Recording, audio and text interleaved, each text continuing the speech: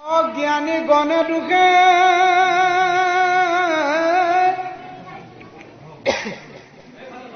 ইন্দ্ৰিয় কদমী কামকো ধমুহা জিনি যিটো ব্ৰহ্মপদ পাৱ প্ৰভু গুণ তাহাৰো আছে বিঘিনি।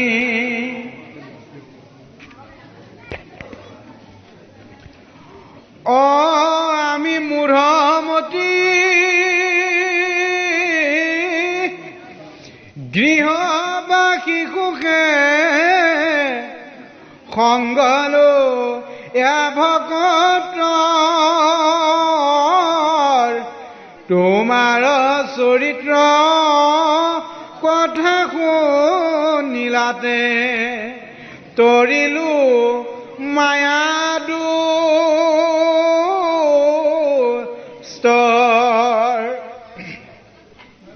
তজু পাদ পদ্ম হৃদয়ে ধৰিয়া গাইব গুণনাম গীত এতেকে মুকুতি অপয়াকে পাইব হেনকে আছিল চিত চৰণ সত্তৰ ছায়া কৈবে সিটোৱে ৰায় ইটো তাপ হেন পাওঁ এৰি খনেকো নিজিব সংগে নিয়ে মোক বাপ।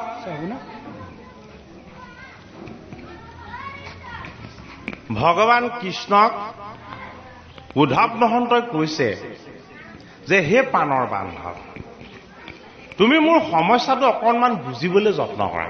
কৃষ্ণক কৈছে তুমি ইমান অবুজন নহবা। কান্দি কান্দি কৈছে, খুব কান্দিছে উদ্ধৱে। কিয় কান্দিছে? যে ভগৱান কৃষ্ণই সেই কেইদিন উদ্ধৱক খুব মৰম কৰিছে। উদ্ধৱৰ কাষৰ পৰা উঠি যাবলৈকে নিবিচাৰে। উদ্ধৱৰ গাত হাত ফুৰাই ফুৰাই কয়, হে ৰাউত, এই তুমিয়ে মইতো একেলগে অহা নাছিলো ইয়ালৈ? বোলে নাই অহা। এতিয়া যাওঁতেওতো দুইজন একেলগে যাব নোৱাৰিম চাগে। এতিয়া উদ্ধৱে কৈছে, নাই নাই, আপুনি য'ত যাক মই তলৈ যাম। কিয় যাব নোৱাৰিম? আপুনি যলৈ যাব ময়ো তলৈকে যাম। তেতিয়া কৈছে, ক'ত আহোঁতেতো দুইজন একেলগে অহা নাছিলো? মই কিমান কষ্টৰ মাজত কংসৰ কাৰাগাৰত জন্ম হৈছিলো। তুমিতো মুকলিত জন্ম হৈছিলা। কাৰাগাৰত জন্ম হোৱাজনৰ লগতে মুকলিত জন্ম হোৱাজন কেনেকে যাবা? তেতিয়া উদ্ধৱক কৃষ্ণই কৈছে যে মই আহিছিলো মোৰ বাক্য ৰক্ষা কৰি। বোলে কি? বোলে মই মোৰ পিতৃ আৰু মাতৃক তেওঁলোকে যেতিয়া মোক পুত্ৰ ৰূপেৰে পাবলৈ সাধনা কৰিছিল তেতিয়া মই বৰ দিছিলো। এই বৰৰূপী বাক্য ৰক্ষা কৰি এই ভূমিভাগলৈ মই আহিছিলো। আৰু সেই উদ্ধৱ, তুমিও খুব কান্দিছিলা যেতিয়া তুমি মোক উপাসনা কৰিছিলা বহু ৰূপত, যেতিয়া তুমি মোক তপস্যাৰে মোক দৰ্শন পাইছিলা, আৰু মোৰ আত্মাৰূপী তত্বৰ পৰা যেতিয়া তুমি মোক নৰৰূপী তত্বত দেখিছিলা, তেতিয়া তুমি কান্দি কান্দি মোক কৈছিলা। তোমাৰ মনত নাই? কাৰণ হৰি হল অন্তৰ্যামী। তুমি মোক কান্দি কান্দি কৈছিলা, মোক তুমি আনিব নালাগে, লগত লৈ যোৱা। তুমি মোক আনিব নালাগে, কিন্তু তোমাৰ লগত লৈ যোৱা। আৰু তেতিয়া কৃষ্ণই কৈছে, সেইটো কাৰণে মই বিঞ্চি বংশত এজন যদুকুলৰ প্ৰজা হিচাপে মই তোমাক এই মৰ্ত্যলৈ মোৰ লগতে লৈ আহিলো। সান্দিবনী ঋষিৰ আশ্ৰমত মই যিদৰে শিক্ষা ললো মোৰ জ্যেষ্ঠ দাদা বলৰামৰ লগত, মই তোমাকো সেই শিক্ষা দিবলৈ লৈ গলো। আৰু তুমি ইমান মেধা সম্পন্ন যে কেতিয়াবা মোৰে আচৰিত হয়, ময়ে আচৰিত হওঁ। তুমি ইমান তীক্ষ্ণ স্মৃতি, তোমাৰ বেদৰ মন্ত্ৰ প্ৰতিটোৱে প্ৰত্যেকবাৰতে এবাৰ পঢ়িলে মনত ৰৈ যায়।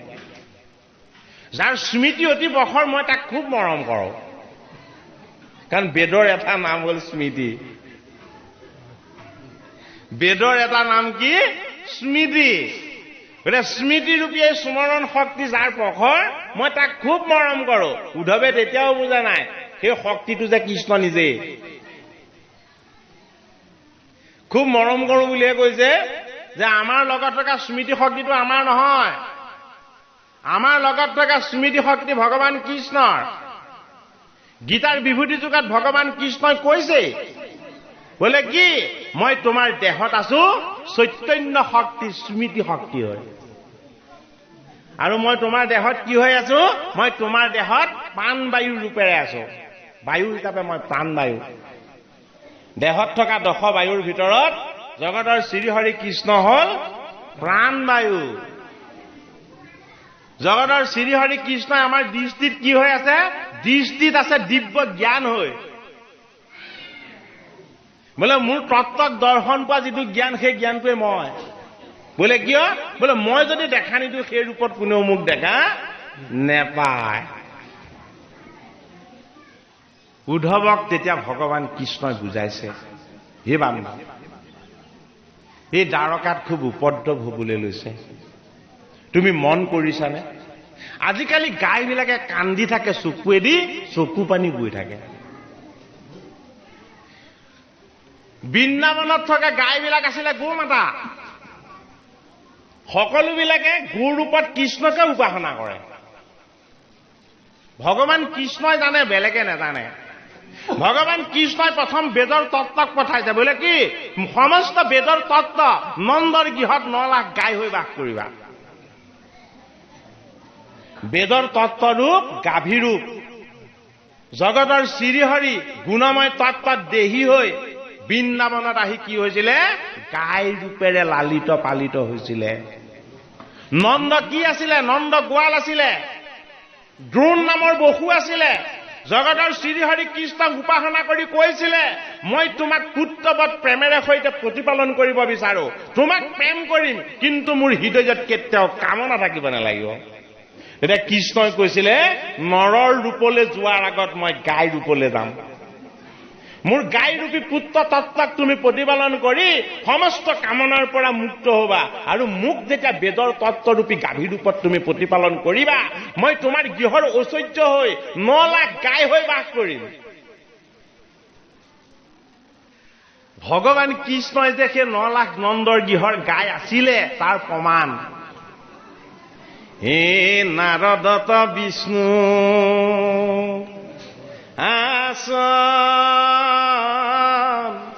তকৈ, হে বৈকুণ্ঠতময়ী নাথ কোৰৈ, অযোগী ৰুহিয়াই ঋষ মুদাই, এ ঠাকু ভকতৰ কীৰ্তন চাই।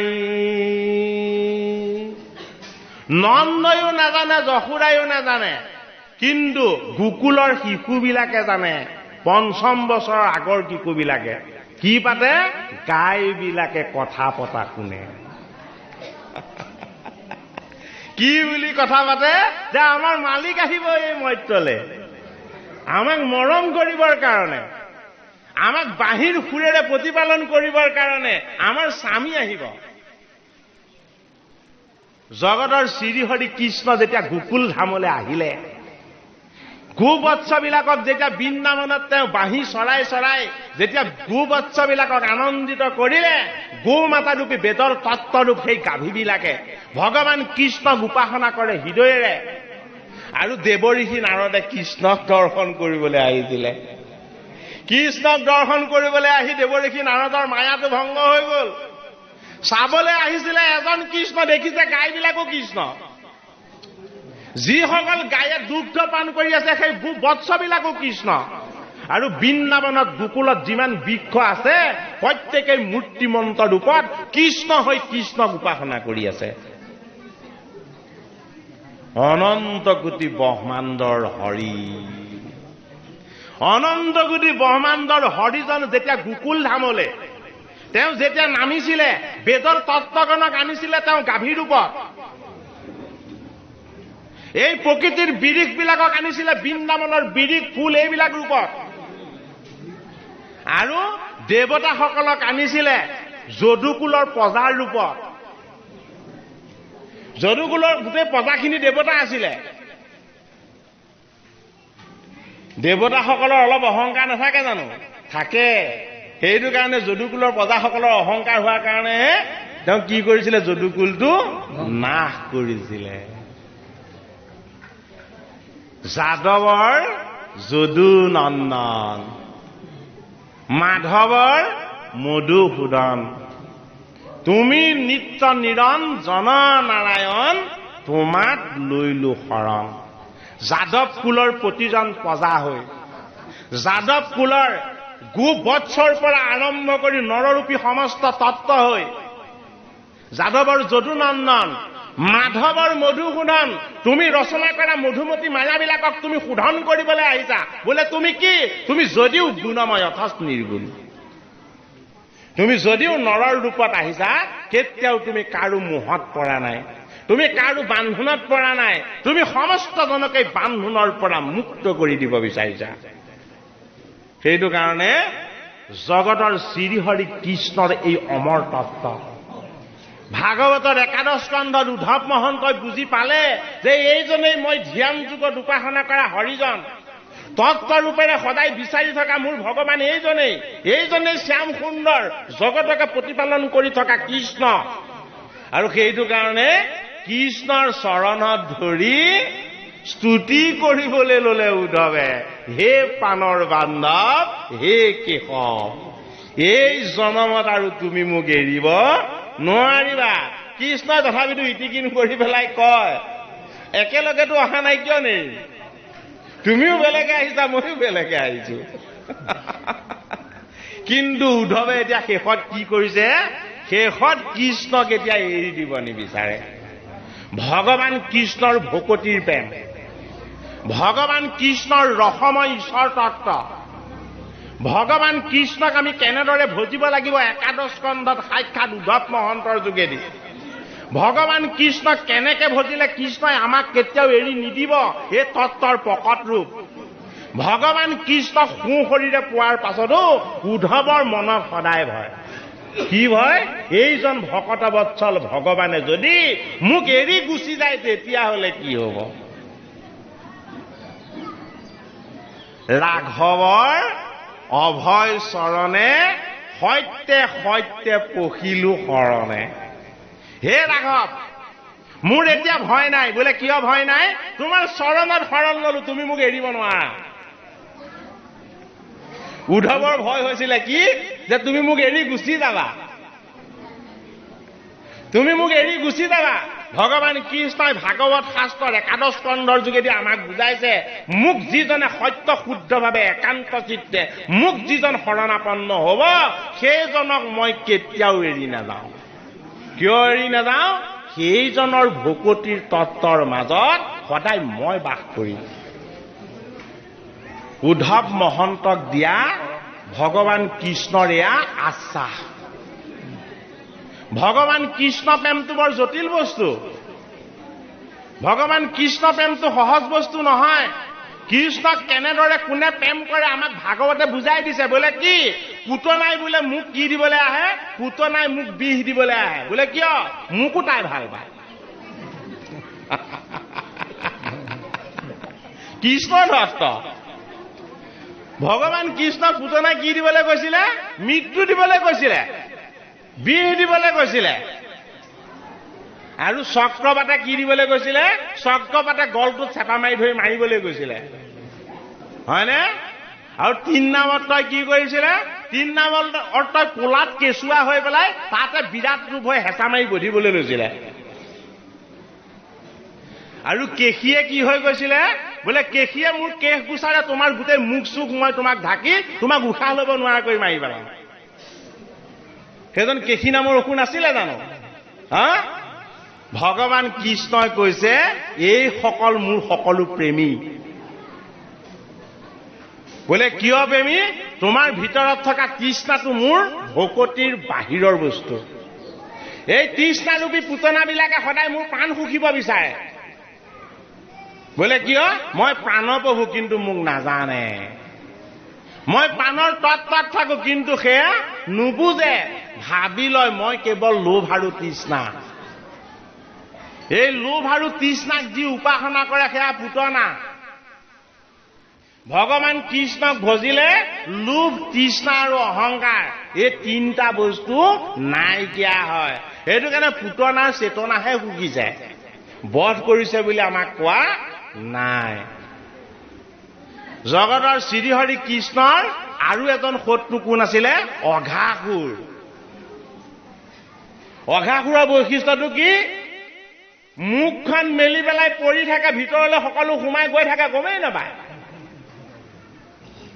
তাৰ ভিতৰটো কেনেকুৱা ৰাজ আলিৰ দৰে কোমল আৰু সুন্দৰ আৰু যেতিয়া সম্পূৰ্ণ গৈ ভিতৰত প্ৰৱেশ হ'ব মুখখন লাহেকে বন্ধ কৰি দিয়ে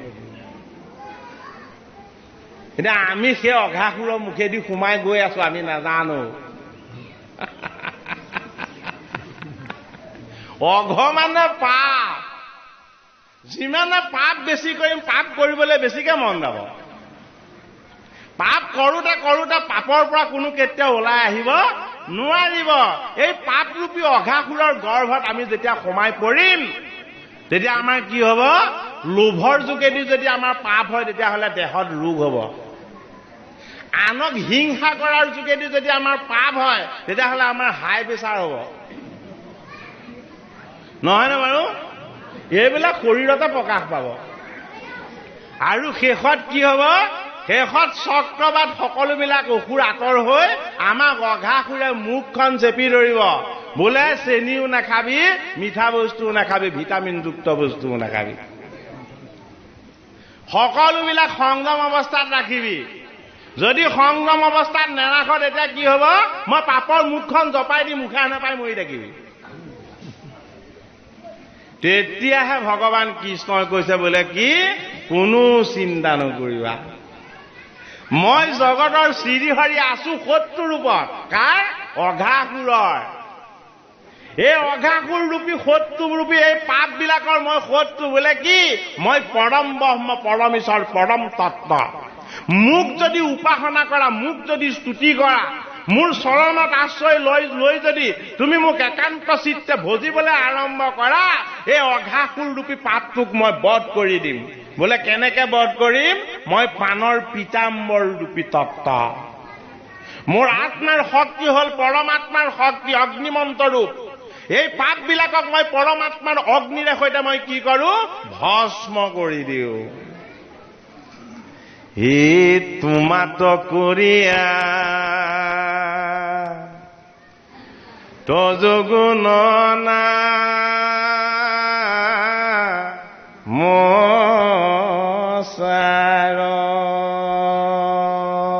কৃষ্ণই কি বুলি কৈছে যে মোক মাতিলে মই যামেই কোনে মাতি চাইছিলে পুতনাই মাতি চাইছিলে মোক মাতিলে মই যামেই কোনে মাতি চাইছিলে কংসই মাতি চাইছিলে মোক যদি মাতে মই যামেই কোনে মাতি চাইছিলে কালযমনে মাতিছিলে মোক যদি মাতে মই যামেই কোনে মাতিছিলে জৰাসন্ধই মাতিছিলে ভগৱান কৃষ্ণই নিমন্ত্ৰণ কেৱল ভকতৰে ৰক্ষা নকৰে ভগৱান কৃষ্ণই যুগে যুগে নিমন্ত্ৰণ তেওঁ ভকতক শত্ৰু কৰা সেই কালৰূপী বস্তুবিলাকৰো ৰক্ষা কৰে সেইটো কাৰণে ভগৱান কৃষ্ণৰ নাম ইমান পবিত্ৰ ভগৱান কৃষ্ণ ইমান মোহীন মায়াহীন ঈশ্বৰ তত্ত্ব যে সেইজনে জগতত কাকো শত্ৰু বুলি গণ্যই নকৰে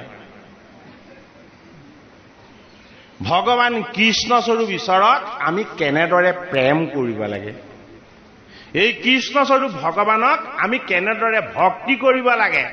আমাৰ লগত কৃষ্ণ আছে নে নাই আমি নাজানো। উদ্ধৱে জানিছিলে মোৰ লগত কৃষ্ণ আছে। উদ্ধৱে বুজিছিলে যে কৃষ্ণই মোক এৰি নেযায়, কিন্তু উদ্ধৱৰ মনত সদায় শংকা। কি শংকা? এইজনে কিন্তু এদিন মোক এৰি যাবগে।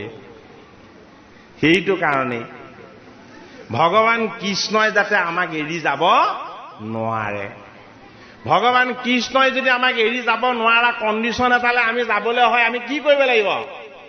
ভগৱান কৃষ্ণৰ নাম জপ কৰিব লাগিব, শুদ্ধ সাত্বিক বৃত্তিবিলাক বৰণ কৰিব লাগিব, ন্যায় নীতি আৰু সদাচাৰ প্ৰতিপালন কৰিব লাগিব, হিংসা দেশ আদিবিলাক অৱগুণক ত্যাগ কৰি অহিংসা ন্যায় নীতি আৰু সত্য ধৰ্মক সদায় আমি মানি চলিবলৈ যত্ন কৰিব লাগিব। ভগৱান কৃষ্ণ কি বোলে? সমস্ত তত্ত্বৰ মই সত্য। ভগৱান কৃষ্ণই কি বুলি কৈছে? সমস্ত জড়তাক ময়েই চৈতন্য কৰি ৰাখো, মই হলো চৈতন্য তত্ত্ব। ভগৱান কৃষ্ণই কৈছে জগত মিছা কিন্তু মই সত্য, মই শুদ্ধ। জগত অনিত্য কিন্তু মই কি? মই নিত্য, মই নিৰঞ্জন। জগতৰ শ্ৰীহৰিৰ তত্ত্ব সৰ্বব্যাপ্ত আৰু সনাতন। যিজন হৰিক আমি পাবৰ কাৰণে সদায় মনেৰে বিচাৰো, সেইজন হৰি আমাৰ লগতে আছে, কিন্তু আমি অনুভৱ কৰিব নোৱাৰো। হৰি যদি নাথাকে, সেইডাল জৰি যদি নাথাকে, তেতিয়াহ'লে আমি মৃতদেহ হ'ব লাগিব। হৰিৰ আত্মাৰূপী জৰিৰে আয়ু ৰেখা হৈ আমাক প্ৰতিপালন কৰি আছে। জন্মৰ পৰা মৃত্যুলৈকে আমি এডাল জৰিত বান্ধ খাই আছো। এই জন্মৰ পৰা মৃত্যুলৈকে যিডাল জৰিৰে বান্ধ খাই আছো, এই জৰিডালৰ নাম হ'ল কৃষ্ণ। হে কিসহেন শব্দ ইটো পৃথিৱীবাচক ভৈল, হেন আনন্দ তপ বৰ্তয়। কিসহেন, কিসটো কি? কিসটো হ'ল আমাৰ কৰ্ম। কি কৰ্ম? আমি জন্ম হওঁতে প্ৰথম পৃথিৱী কপাই কান্দো, হয়নে বাৰু? এই পৃথিৱী কপাই কান্দোতে আমাৰ কিস নামৰ কৰ্মটো আৰম্ভ হৈ গ'ল। বোলে তাৰ পাছত কি লাগিব? বোলে মাতৃৰ স্তন লাগিব, হয়নে? যেতিয়া অন্ন পাব তেতিয়া কান্দোন বন্ধ হৈ যাব। কিসহেন শব্দ ইটো পৃথিৱীবাচক বৈল। তুমি দেহ তত্ত্বলৈ অহাৰ পাছতহে কান্দিব পাৰিছা। তুমি যেতিয়ালৈকে দেহী হ'ব নোৱাৰিলা, তেতিয়ালৈকে তুমি কান্দিব নোৱাৰিলা। যেতিয়ালৈকে তোমাক মই দেহ দান নকৰিলো, তেতিয়ালৈকে তুমি হাঁহিব নোৱাৰিলা। গতিকে প্ৰথম কৃষ্ণই আহি কি কৰে? এই মধ্যত কান্দে। সেইটো কৃষ্ণৰ দুখ ৰূপ, কষ্ট ৰূপ, যান্ত্ৰণা ৰূপ। বোলে কিয় কান্দে? তুমি মোৰ লগত মুক্ত হৈ আছিলা, এইবাৰ জীৱৰ ৰূপত আনি মই তোমাক বান্ধিলো। কিহেৰে বান্ধিলো? মোৰ মায়াৰ জৰিৰ বিলাকে। মাতৃৰ গৰ্ভত শিশু থাকোতে সদায় প্ৰণাম কৰি থাকে আৰু ভূমিষ্ঠ নোহোৱালৈকে ভগৱানৰ লগত বাৰ্তালাপ কৰি থাকে। ভগৱান কৃষ্ণক কৈ থাকে, তুমি মৰ্ত্যলৈ লৈ যোৱা, আধা অমৃত তোমাক দিম। আৰু ভূমিষ্ঠ হৈ কান্দি কান্দি কয়, তোমাক দিম বুলি যদিও কলো, আজিৰ পৰা একো নিদিওঁ।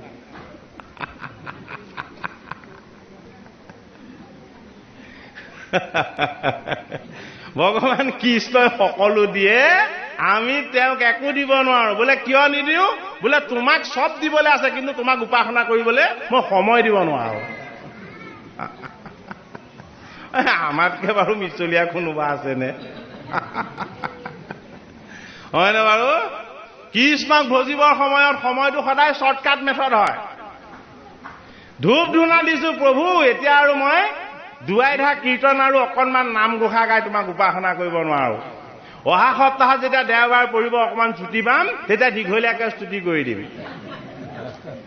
এই খোলা বাৰ বিলাকত তোমাক টুটি নটি কৰি থাকিবলৈ মোৰ বৰ দিগদাৰ হয়।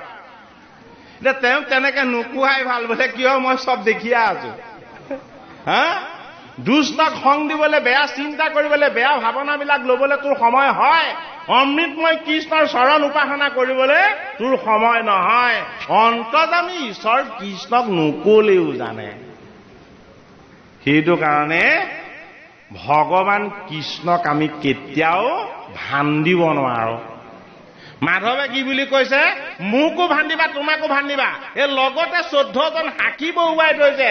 এই 14জন সাক্ষীক কেনেকে ভান্দিবা? আমাৰ লগত হৰিয়ে কেইজন সাক্ষী বহুৱাই থৈছে? 14জন সাক্ষী বহুৱাই থৈছে। প্ৰথমজনকে বহুৱাই থৈছে, তই কলৈ যাও মই চাই থাকিম। বোলে কাক বহুৱাই থৈছো? 2খন চৰণত মই বিষ্ণুক বহুৱাই থৈছো। তই কাৰোবাৰ ঘৰত চুৰ কৰিবলৈ গৈছ নে ডকাইত কৰিবলৈ গৈছ?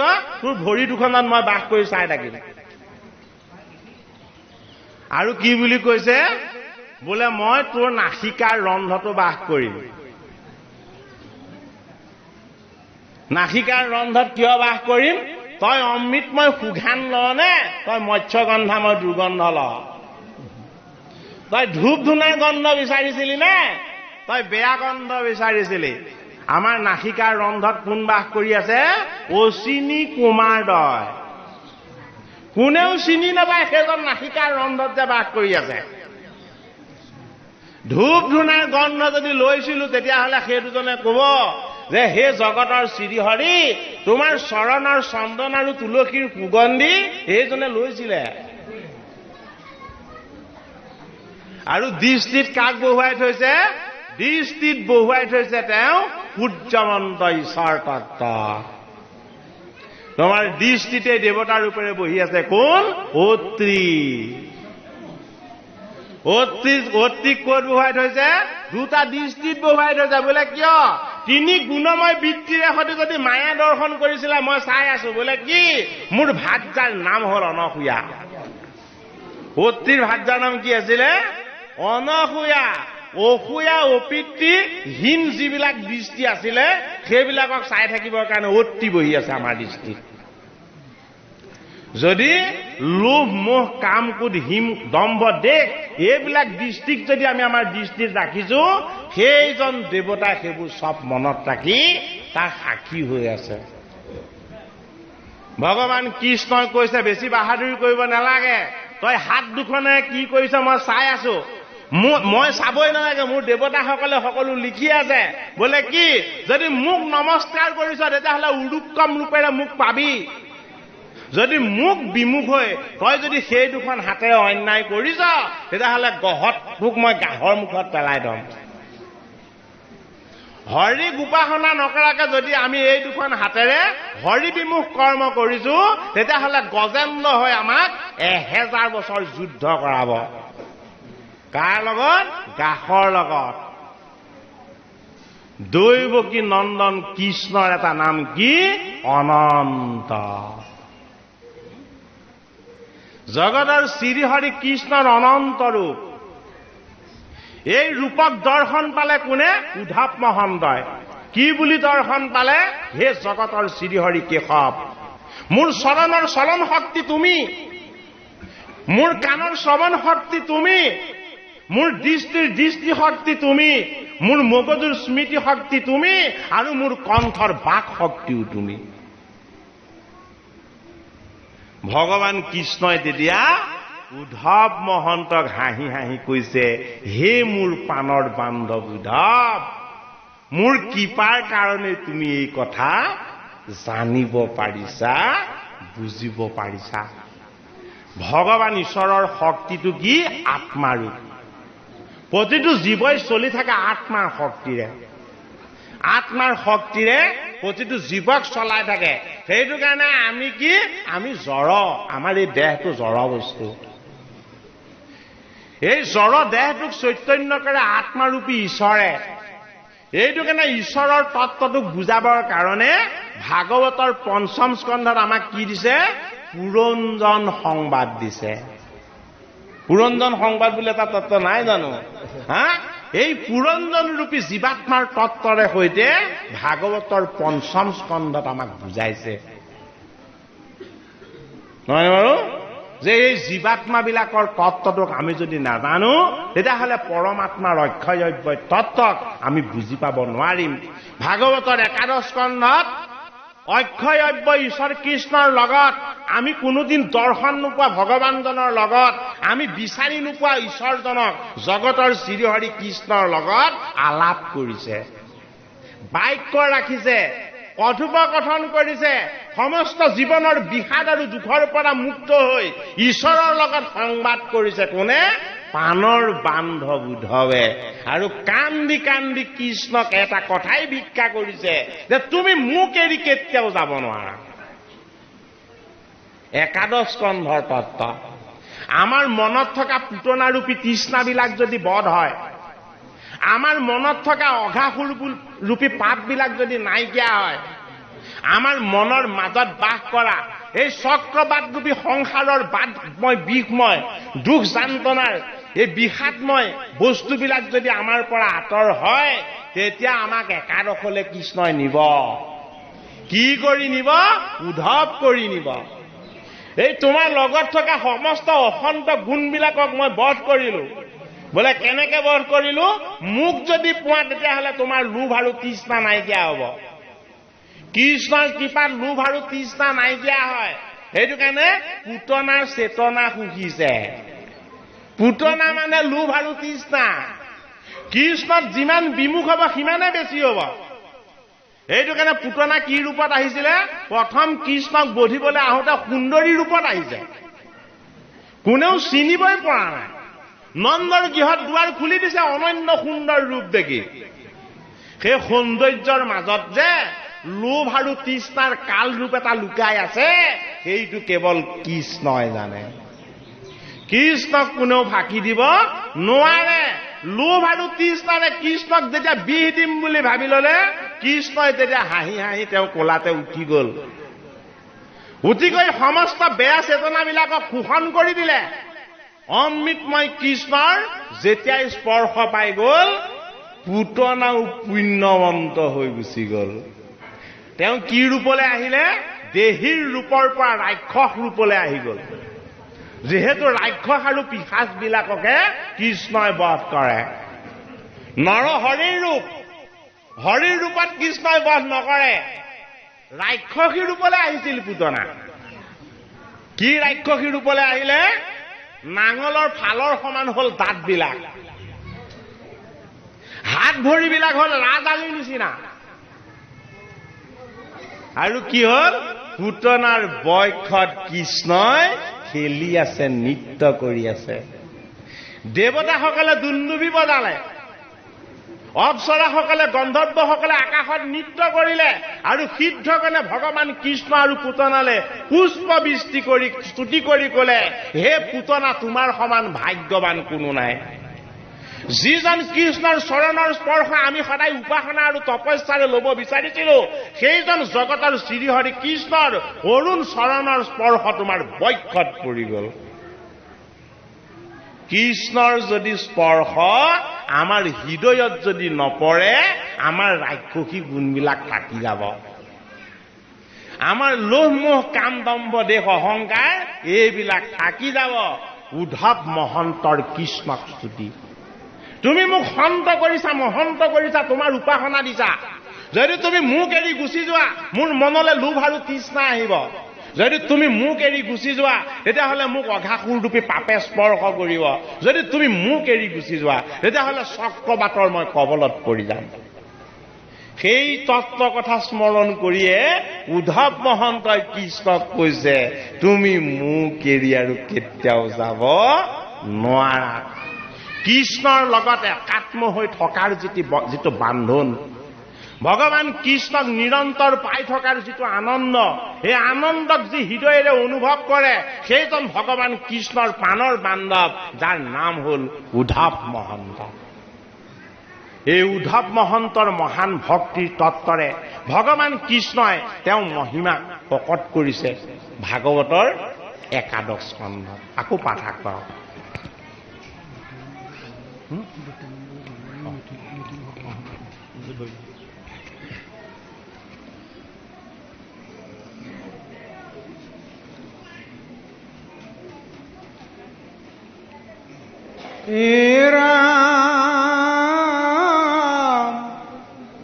কবে পৰিহৰি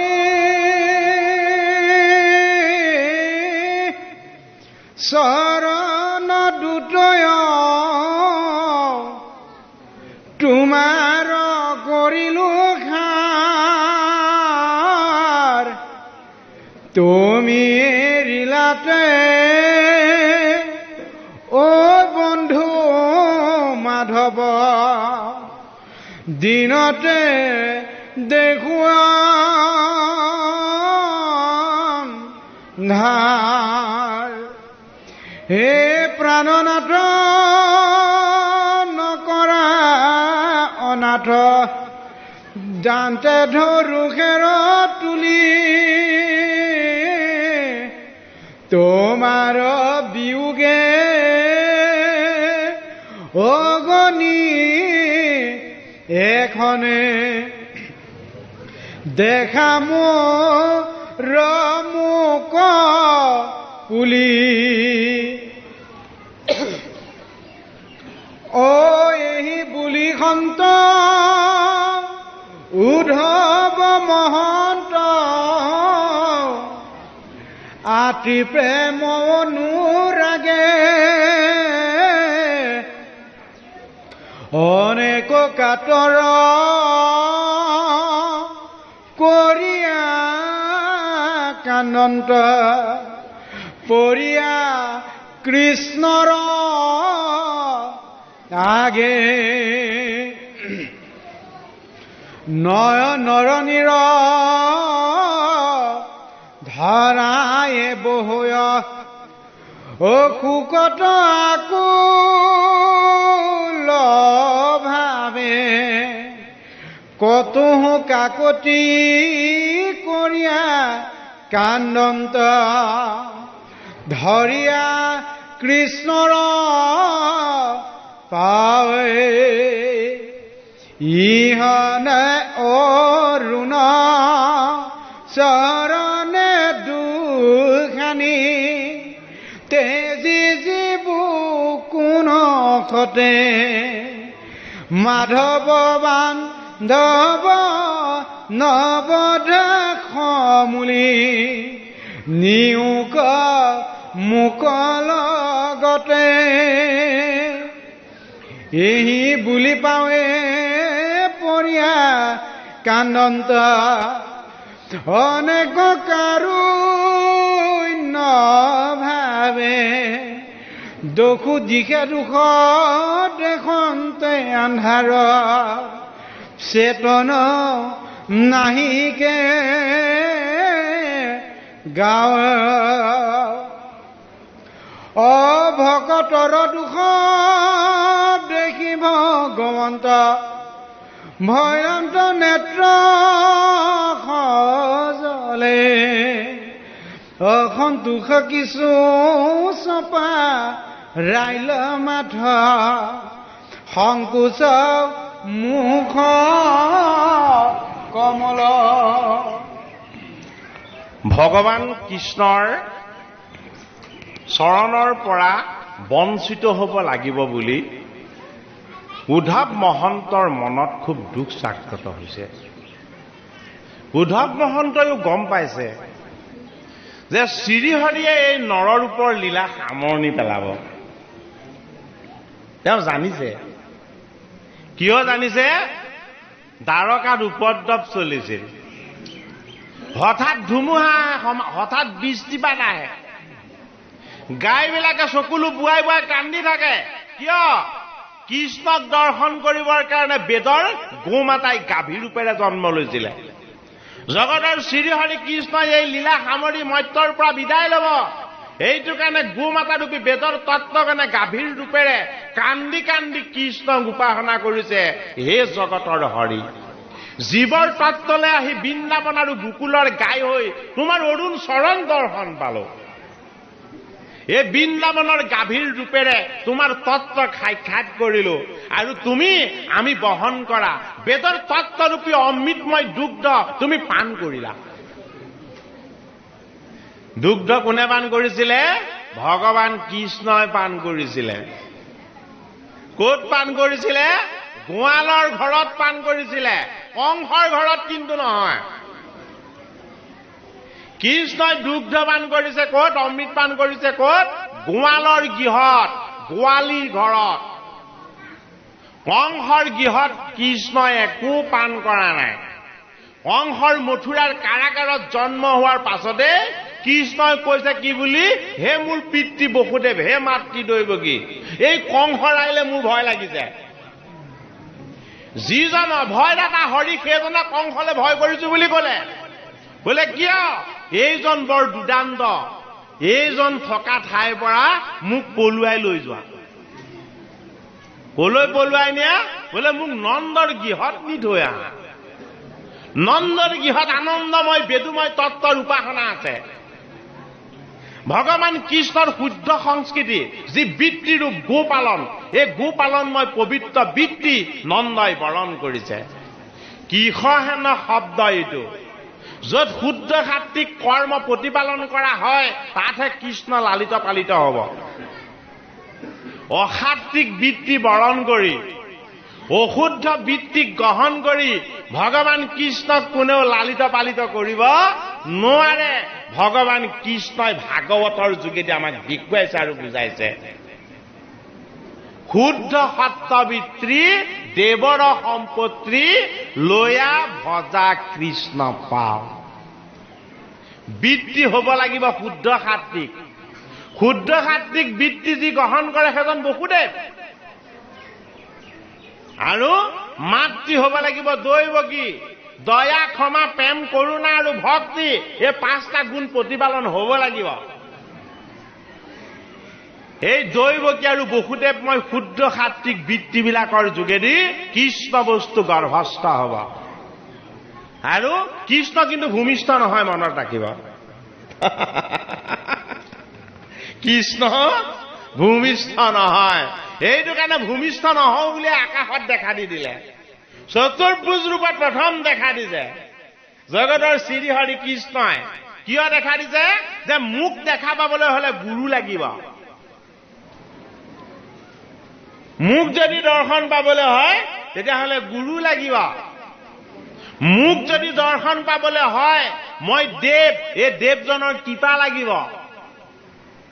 মোক যদি দৰ্শন পাবলৈ হয় গুণময় ৰূপত দৰ্শন নোপোৱা, বোলে কি নিৰ্গুণ, মোৰ নাম কীৰ্তন কৰিব লাগিব।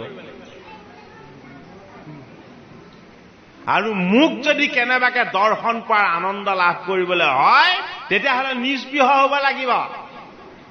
বাসনা আৰু কামনাৰে মোক কেতিয়াও প্ৰাপ্ত কৰিব নোৱাৰা। এই নিষ্পৃহ তত্ত্বটোৰ নাম হ'ল পদ্ম।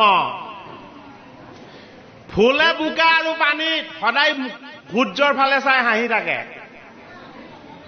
সেইটো কাৰণে গুৰু, দেৱ আৰু নাম, এই 3টা বস্তু যাৰ সন্মুখ হৈ যায় সেইজন ভকত হ'ব পাৰে। ভকতৰ ভকতিৰ তত্ত্বত ভগৱান কৃষ্ণ বস্তু প্ৰকট হয়। ক'ত প্ৰকট হ'ল? চতুৰ্ভুজ ৰূপত দেখা পাই গ'ল বসুদেৱ আৰু দৈৱকীয়ে। তেতিয়া বসুদেৱ আৰু দৈৱকীয়ে কি বুলি কৈছে? শংখ চক্ৰ গদা পদ্ম ঢাকা নাৰায়ণ, এইবিলাক তুমি দেখুৱাই নিদিবা। বোলে কিয়? চব জীৱবিলাক শিৱ হৈ যাব। তুমি যদি এইটো ৰূপ কেনেবাকে কংসক দেখুৱাই দিবলৈ হয়, কংস জীৱৰ তত্ত্বৰ পৰা আত্মতত্ত্বলৈ গুচি যাব। গতিকে তুমি লুকুৱাই ৰখা, তুমি ঢাকি ৰখা এই গুৰুদেৱ আৰু তোমাৰ নাম, এই তত্ত্ব তুমি সদায় ভকতক দান কৰা। এই তোমাৰ ভকতজনকো তুমি লুকুৱাই ৰাখিবা। এইটো কাৰণে উদ্ধৱক কোনোবাই লগ কৰে বুলি ভগৱান কৃষ্ণই লগত ৰাখিছে। উদ্ধৱক যদি কেনেবাকে পাই যায় কৃষ্ণক পাই যাব। সেইটো কাৰণে বিদুৰে যেতিয়া ভাগৱতৰ 3য় স্কন্ধত আছে, বিদুৰে যেতিয়া দুৰ্যোধনৰ পৰা খেদা খালে, হস্তিনাপুৰ এৰি যেতিয়া গুচি যাব লগা হ'ল, যেতিয়া তীৰ্থ কৰি কৰি যেতিয়া সমাপ্ত হ'ল, শেষত কাক লগ পাইছিলে? শেষত লগ পাইছিলে ভগৱান কৃষ্ণৰ প্ৰাণৰ বান্ধৱ উদ্ধৱক। আৰু উদ্ধৱক পোৱাৰ লগে লগে বিদুৰে সাৱটি ধৰি কৈছিলে কি বুলি? যে মই যি গলো, মই যি গলো, মই যি গলো, মই জিলো জিলো বুলি ক'লে। বোলে কিয়? মই কৃষ্ণক পাই গলো। বোলে কিয়? কৃষ্ণৰ বান্ধৱ আৰু ভগৱান কৃষ্ণ একেই তত্ত্ব। মই তীৰ্থই ভগৱান কৃষ্ণক বিচাৰি ফুৰিছিলো আৰু কৃষ্ণৰ লগত সদায় যিজন আছিলে মই সেইজনক পাই গলো। ভগৱান কৃষ্ণক পাবলৈ আৰু মোৰ এতিয়া বাকী নাই। গোটেই ৰাতিটো কেৱল কৃষ্ণৰ গুণ গালে। গোটেই ৰাতিটো কৃষ্ণই কেনেদৰে বৈকুণ্ঠ প্ৰয়াণ কৰিছিলে উদ্ধৱে ক'লে, আৰু শেষত বিদুৰক কৈ দিলে, হে মোৰ প্ৰাণৰ বান্ধৱ বিদুৰ, মই কৃষ্ণৰ মহিমা দৰ্শন কৰি আচৰিত হৈ গলো। বোলে কি, মোক লগত নিনিও বুলি ক'লে, কিন্তু লগত থাকিম বুলি কৈ গল। মোক লগত নিনিও বুলি ক'লে, কিন্তু লগত থাকিম বুলি কৈ গল। বোলে কি বুলি ক'লে, যে তুমি বদৰিকা আশ্ৰমলৈ যাবাগে। তুমি সংসাৰৰ মায়া আৰু মোহময় এই আশ্ৰমত তুমি নাথাকিবা। লোভ মোহ কাম দম্ভ দৈশ্য এই বন্ধন বিলাকৰ মাজত তুমি নাথাকিবা। তুমি বদৰিকাত থাকিবা। বদ মানে সদায় বেয়া, ৰিকা মানে মুক্ত। সমস্ত বিষয় বন্ধনৰ বেয়াবিলাকৰ পৰা তুমি সদায় মুক্ত হৈ থাকিবা। বোলে ক'ত থাকিবা? মোৰ অৰুণ চৰণৰ ছত্ৰ ছায়াত থাকিবা। ভগৱান কৃষ্ণৰ অৰুণ চৰণৰ ছত্ৰ ছায়াত যি থাকে সেইজন উদ্ধৱ মহন্ত। ভগৱান কৃষ্ণ যেতিয়া গুচি গৈছিলে তেতিয়া ভগৱান কৃষ্ণৰ চৰণৰ চিহ্ন সন্ধান কৰিছিলে উদ্ধৱে। বৈকুণ্ঠলৈ যোৱাৰ পাছত ভগৱান কৃষ্ণৰ চৰণৰ চিহ্ন সন্ধান কৰিলে। ভগৱান কৃষ্ণৰ চৰণ কিন্তু ভূমিত নপৰে, মনত ৰাখিব।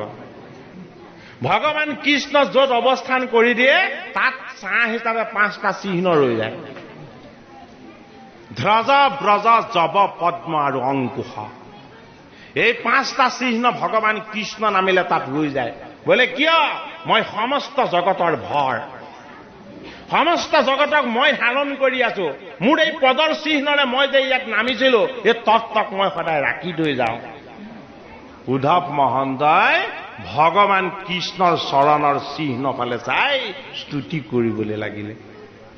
যেতিয়াই কৃষ্ণক স্তুতি কৰিলে, আকৌ বৈকুণ্ঠলৈ যোৱা ভগৱান কৃষ্ণজনে শ্যাম সুন্দৰ ৰূপত আকৌ উদ্ধৱক দৰ্শন দি দিলে।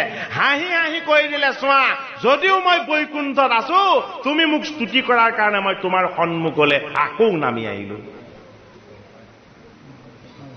বিদুৰক উদ্ধৱ মহন্তই কৈছে, হে বিদুৰ, ভগৱান কৃষ্ণৰ দৰে ঈশ্বৰ এই জগতত কোনো নাই।